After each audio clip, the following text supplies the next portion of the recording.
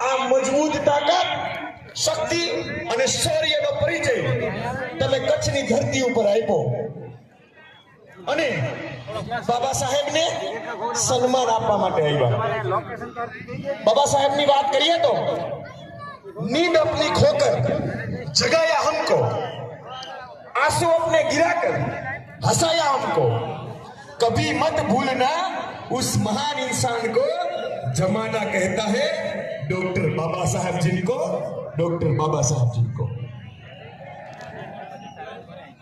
बाबा साहब बात करें कि कमजोर लोग कभी न्याय हासिल नहीं कर सकते, कमजोरों को पहले शक्ति का निर्माण करना होगा और शक्ति का निर्माण संगठन के बगैर मुमकिन नहीं है। आ उत्तम शक्ति નું નિર્માણ એસએસડી ના જાબાદ સૈનિકો શક્તિ અને ન્યાય બંને હાસિલ કરવાનું જાણે છે।